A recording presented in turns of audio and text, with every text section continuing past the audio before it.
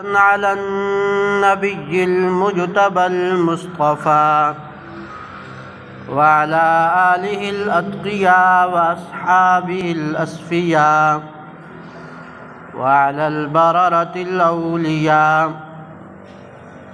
أما بعد فأعوذ بالله من الشيطان الرجيم.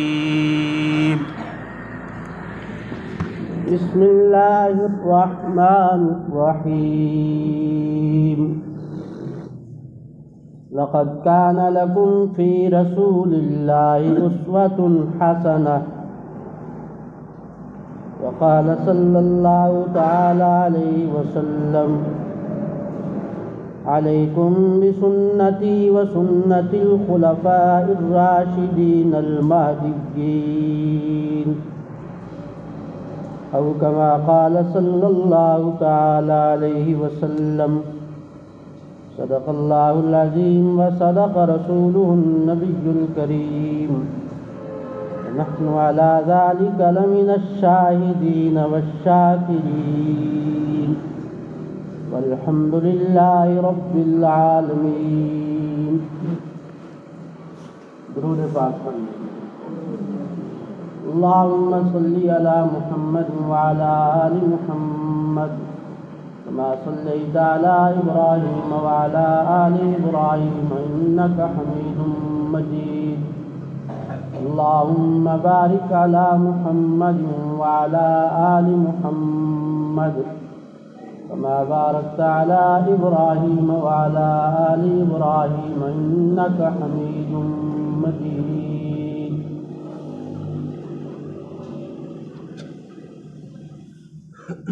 سیرت النبی صلی اللہ تعالیٰ علیہ وسلم کے حوالے سے ہماری گفتگو چل رہی ہے. رحمت عالم صلی اللہ تعالیٰ علیہ وسلم کی ہجرت کا ایمان افروز واقعہ ہم نے پڑھا اور سنا.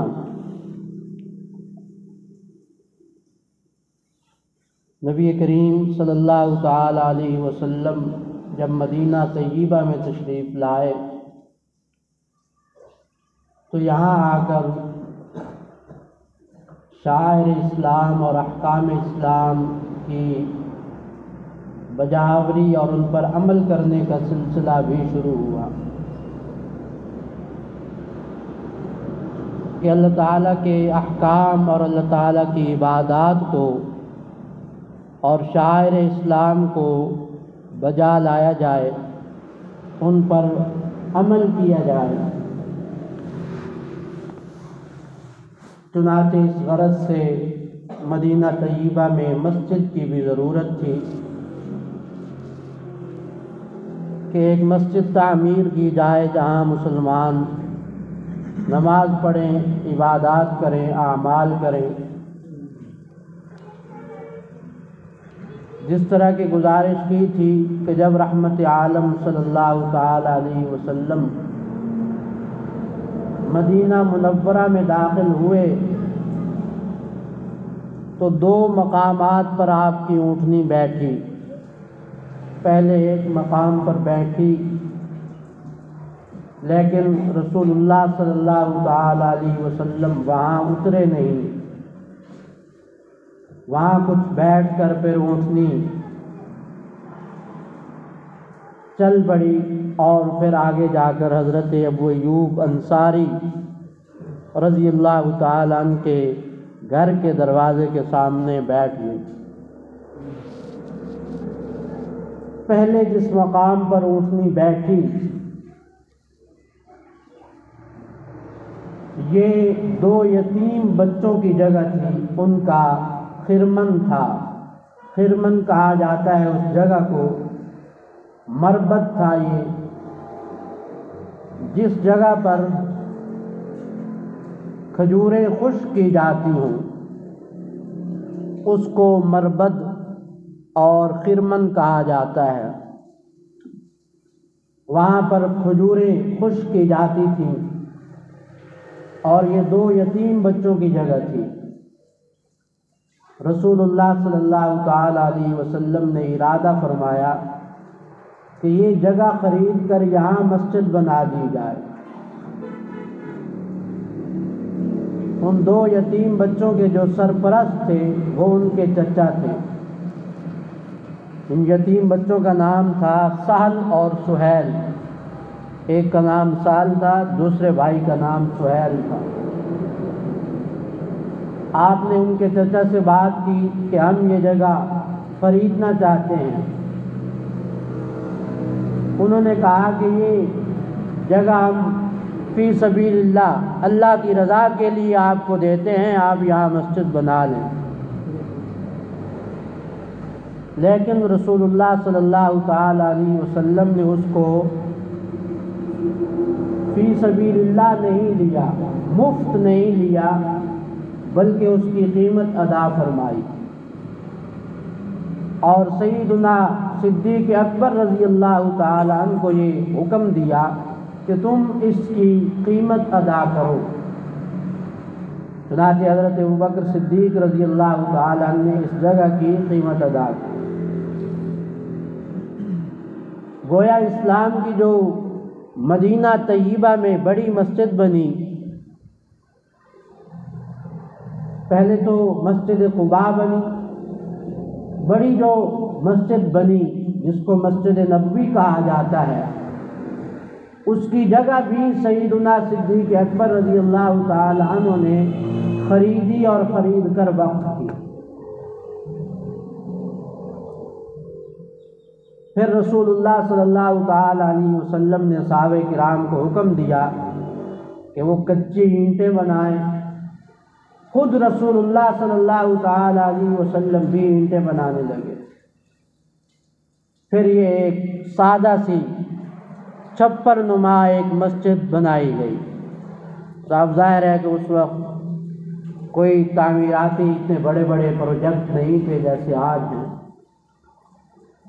سادہ مکانات، سادہ گھر، سادہ مسجدیں، سادہ لوگ، سادہ رہائشیں، لیکن ایمان، تقوی، اخلاص، للہیت، تسلیم و رضا، اللہ تعالیٰ کی طرف رجوع، خشیت، خوف خدا، عمل، ان لوگوں میں ایسا تھا کہ اس کی مثال نہیں۔ ہمارے زمانے میں عالی شان مسجدیں ہیں، کروڑوں اور اربوں روپے مساجد پر خرچ کیے جاتے ہیں۔ بڑی بڑی مساجد وسیع و عریض، کئی کنال میں، بعض دفعہ کئی ایکڑ میں مسجدیں ہیں، زیبائش و آرائش کے تمام تر انتظامات ہیں، چمک رہی ہیں مسجدیں جگمگ، لیکن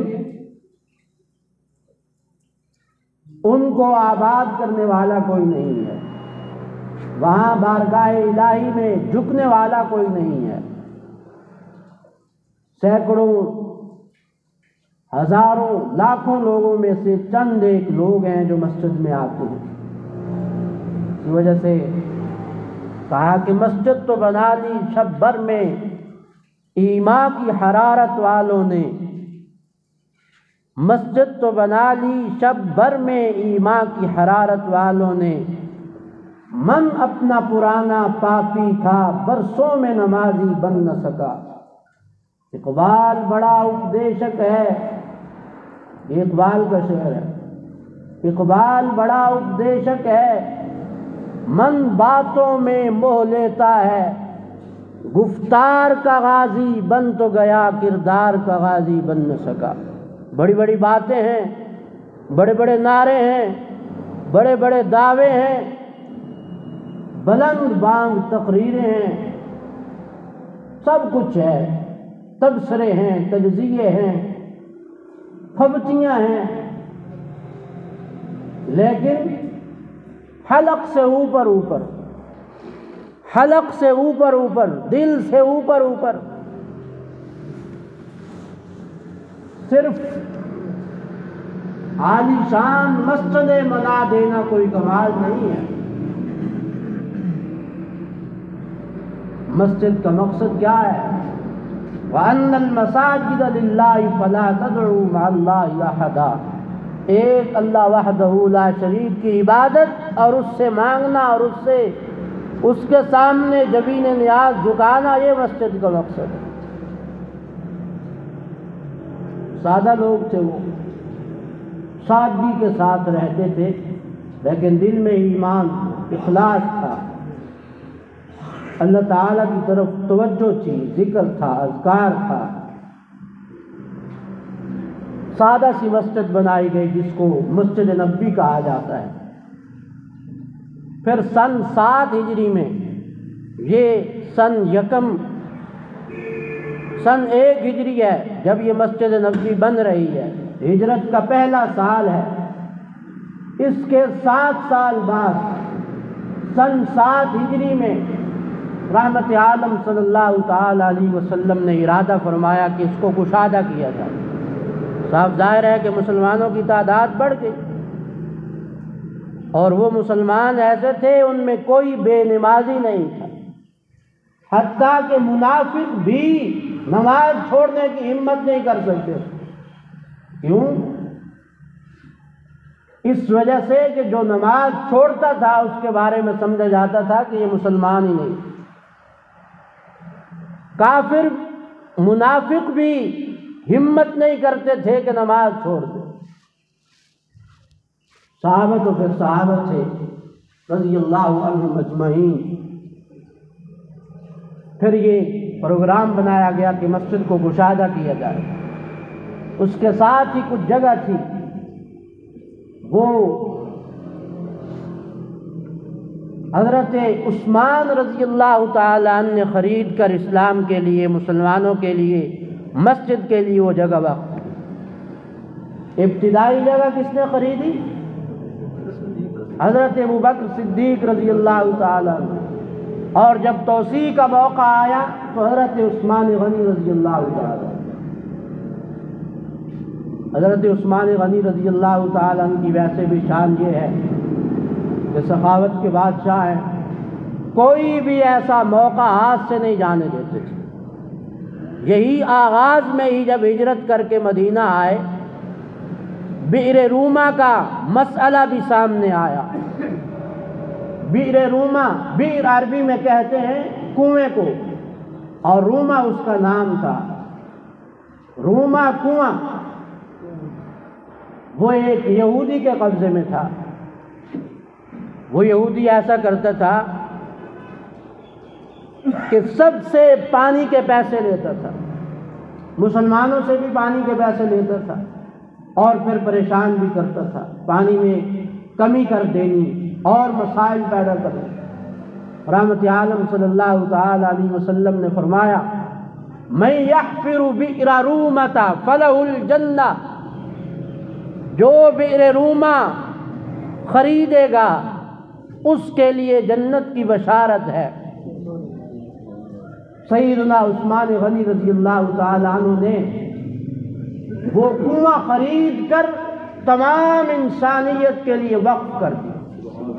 ہر ایک یہاں سے پانی پیے، چاہے وہ ایمان والا ہے، چاہے وہ ایمان والا نہیں ہے، کافر ہے، یہودی ہے، مشرک ہے، عیسائی ہے، کوئی بھی ہے، یہاں سے پانی پیے۔ معلوم ہوا کافر سے بھی خیر خواہی کی جا سکتی ہے۔ جس کافر سے مسلمانوں کو نقصان نہ پہنچ رہا ہو، وہ عیسائی ہے، یہودی ہے، ہندو ہے، سکھ ہے، جو مسلمانوں کو نقصان پہنچانے کے درپے نہیں ہے، نقصان پہنچانے کی فکر میں نہیں لگا ہوا، ایسے کافر سے بھی دین اسلام خیر خواہی کا حکم دیتا ہے۔ اس کے معاشرتی حقوق دین بتاتا ہے۔ معاشرے میں، محلے میں، گلی میں، آپ کے اڑوس پڑوس میں اگر کوئی کافر رہتا ہے، آپ اس سے سلام نہیں کر سکتے، کیونکہ سلام مسلمانوں کے لیے۔ آپ اس کے لیے بخشش کی دعا نہیں کر سکتے، مر جائے آپ اس کا جنازہ نہیں پڑھ سکتے، مر جائے آپ اس کے لیے بخشش نہیں مانگ سکتے، لیکن بیمار ہو جائے آپ اس کی تیمارداری کر سکتے ہیں، اس کا حق ہے۔ معاشرتی اخلاق کا تقاضا ہے۔ اس کے گھر کے کسی فرد کا انتقال ہو جائے، دعائے مغفرت نہیں کر سکتے، البتہ جا کر تسلی کی کچھ باتیں کہہ کر آ سکتے، تسلی کے کچھ کلمات کہہ کر آ جائیں۔ بہرحال تو حضرت عثمان رضی اللہ تعالیٰ عنہ نے مسجد نبوی کے لیے جگہ خرید کر وقف کر دی۔ مسجد کی توسیع کا معاملہ ہو گیا۔ مسجد نبوی کی تعمیر کے بعد دوسرا مرحلہ تھا ازواج مطہرات رضی اللہ تعالی عنہن کے گھروں کا، حجرات کا۔ حضور اکرم صلی اللہ علیہ وسلم کی ازواج مطہرات جو مسجد نبوی کے بالکل ساتھ حضرت حارثہ بن نعمان رضی اللہ تعالی عنہ کی جگہ تھی، ان کے مکانات تھے۔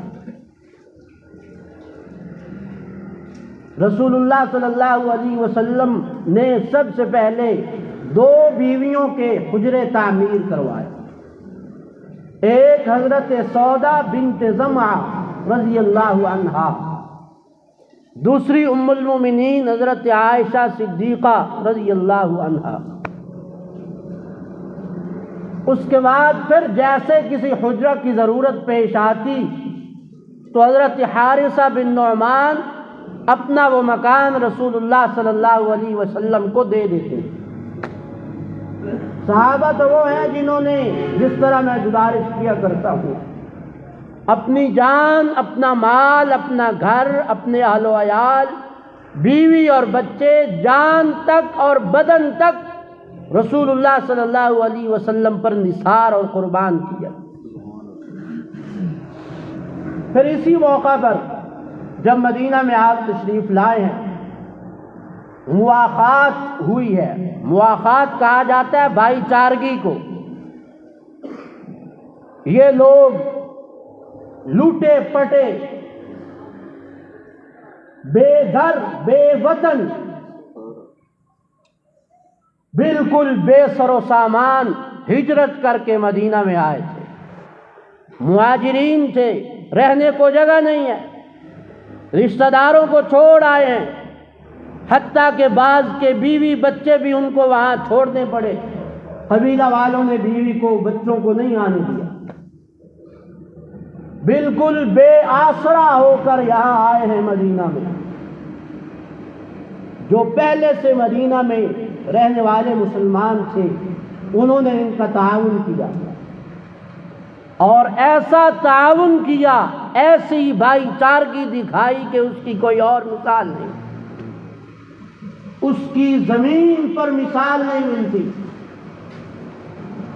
رسول اللہ صلی اللہ تعالی علیہ وسلم نے ایک مہاجر صحابی کا ہاتھ پکڑا اور ایک مدینہ کے باشندے انصاری صحابے کا ہاتھ پکڑا، کہا تم دونوں بھائی ہو۔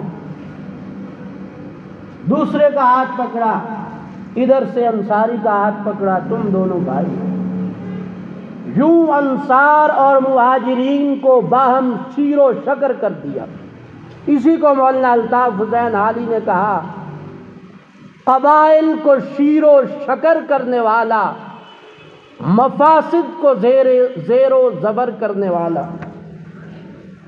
پھر فرمایا المسلم اخو المسلم، مسلمان مسلمان کا بھائی ہے، لا یظلمہ، اس پر ظلم نہیں کرتا، ولا یسلمہ، مصیبت میں اس کو تنہا نہیں چھوڑتا، ولا یکذبہ، اس سے غلط بیانی نہیں کرتا، جھوٹ نہیں بولتا، ولا یحقرہ، اس کو کم تر اور کمزور نہیں سمجھتا، اس کو حقیر نہیں سمجھتا۔ یہ بھائی چارگی کا مفہوم ہے جو نبی رحمت صلی اللہ تعالی علیہ وسلم نے ہمیں دیا ہے۔ پھر انہوں نے بھائی بن کر دکھایا، جگہ دی، ٹھہرنے کے لیے مقام دیا، مکان دیا، کھانے پینے کو راشن دیا، حتیٰ کہ کسی انصاری صحابی کی اگر 2 بیویاں تھیں، اس نے ایک کو طلاق دے کر کہا اگر چاہو تو اس سے نکاح کر لو۔ اس ایثار اور ہمدردی کی زمین پر تاریخ انسانی میں، تاریخ اسلام نہیں، تاریخ انسانی میں کوئی اور مثال نہیں ملتی۔ قائد سمجھدار ہو، لیڈر سمجھدار ہو تو پارٹی کے لوگ آپس میں لڑا نہیں کرتے، آپ نے بھائی چارگی قائم کی۔ اسی موقع پر پھر کچھ وہ صحابہ بھی تھے جن کے گھر نہیں ہے، وطن نہیں ہے، بیوی نہیں ہے، بچے نہیں ہیں، والدین نہیں ہیں، تنہا ہیں، وہ بے سر و سامان ہیں۔ ان کے لیے آپ نے مسجد نبوی میں ایک جگہ خاص کی کہ تم یہاں رہا کرو، ایک سائبان تیار کیا ان کے لیے، ایک چھپر تیار کیا۔ اسی چھپر اور سائبان کو عربی میں صفہ کہا جاتا ہے، صفہ کا معنی سائبان ہوتا ہے، اور اس سائبان کے نیچے رہنے والے ان صحابہ کو اصحاب صفہ کہا جاتا ہے۔ ان میں حضرت سلمان فارسی تھے، حضرت بلال حبشی تھے رضی اللہ تعالیٰ عنہما، حضرت صہیب رومی تھے، اور حضرت ابو ہریرہ تھے رضی اللہ تعالیٰ عنہم اجمعین، اور بہت سارے صحابہ کرام تھے جن کے نام سیرت کی کتابوں میں موجود ہیں۔ آپ نے پھر باقی صحابہ کو کہا کہ ان کے لیے کھانے پینے کا بھی بندوبست کیا کرو۔ تو جو صحابہ کھجوروں والے تھے، پھلوں والے تھے، شام کو کھجوروں کے خوشے لا کر وہاں لٹکا دیا کرتے تھے کہ یہاں سے کھا لو۔ پھر بھی بہت قسمہ پرسی کا عالم تھا، کمزوری تھی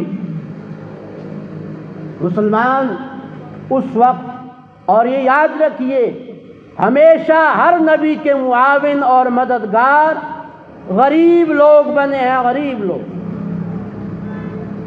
یہ ایک نشانی ہے نبیوں کی جو ہر نبی میں رہی ہے، معاشرے کا کمزور طبقہ پیغمبروں کا حامی اور مددگار بنتا ہے۔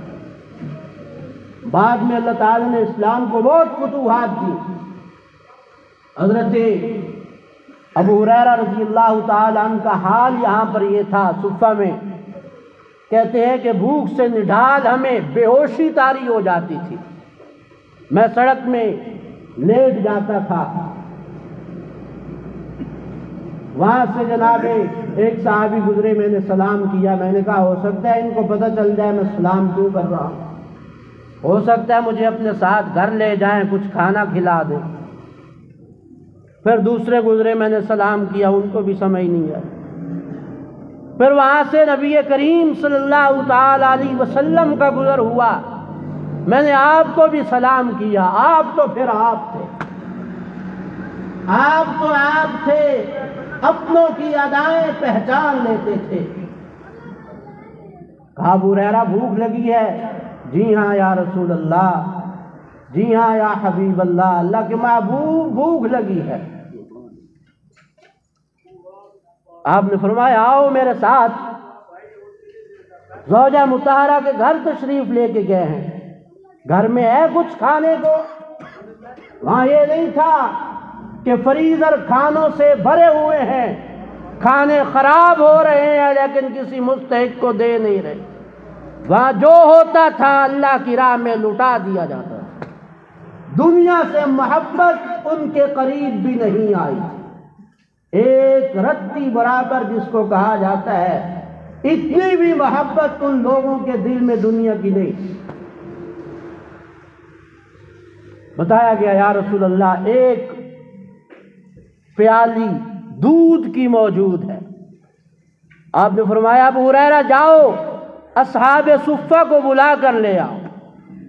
حضرت ابو ہریرہ کہتے ہیں میرے دل میں بڑی بات آئی، میں نے کہا اتنی بھوک مجھے لگی ہے، اور رسول اللہ فرما رہے ہیں جاؤ 70 اصحاب صفہ کو بلا کے لے آؤ۔ ایک پیالی، میں تو بھوکا رہ جاؤں گا، وہیں کا وہیں رہ جاؤں گا، بات تو نہ بنی گویا کہ۔ بلا کر لائے، آپ نے فرمایا، حضرت ابو ہریرہ سے کہا اٹھو اور پلانا شروع کرو۔ کہتے ہیں پھر میرے دل میں خیال آیا بھوکا تو میں ہوں اور مجھے ہی کہہ رہے ہیں تم پلاؤ۔ ایک نے پیا، دوسرے نے پیا، تیسرے نے پیا، چوتھے نے پیا۔ ایک پیالی دودھ کی ہے، 70 افراد نے، افراد بھی وہ جو بھوکے تھے، پیاسے تھے، انہوں نے پیٹ بھر کر دودھ پیا۔ پھر آپ نے حضرت ابو ہریرہ سے کہا، اے ابو ہریرہ اب تو پی۔ حضرت ابو ہریرہ کہتے ہیں میں نے پیا۔ میں نے جب پیالہ ہٹایا، اللہ کے نبی نے فرمایا اور پی۔ میں نے اور پیا۔ اللہ کے نبی نے پھر فرمایا ابو ہریرہ اور پی۔ میں نے کہا یا رسول اللہ اب گنجائش نہیں۔ پھر آپ نے اس پیالے کو لیا اور خود نوش جان فرمایا۔ حضور اکرم صلی اللہ تعالی علیہ وسلم کے معجزات، کرامات، کمالات بے انتہا لامحدود ہیں، 2-4 نہیں ہیں کہ ان کو گنتی اور شمار میں لایا جا سکے۔ تو یہ مدینہ میں آغاز ہو رہا ہے اسلام کا اور نبی کریم صلی اللہ تعالی علیہ وسلم۔ پھر اسی سال رمضان کے روزے فرض ہوئے۔ اللہ نے سورہ بقرہ میں فرمایا یا ایھا الذین آمنوا کتب علیکم الصیام کما کتب علی الذین من قبلکم۔ اسی سال نماز عید کا حکم نازل ہوا، اسی سال فطرانے کا حکم نازل ہوا، اسی سال پھر آگے جا کر قربانی کا حکم بھی نازل ہوا۔ یہ سارے احکام یہاں آ کر اترے۔ نبی کریم صلی اللہ تعالی علیہ وسلم کا تذکرہ اور ذکر مبارک انتہائی مبارک اور ایمان افروز ہے۔ اللہ تعالیٰ نے چاہا تو مزید سیرت کے واقعات آپ کی خدمت میں رکھیں گے۔ وآخر دعوانا ان الحمد للہ رب العالمین۔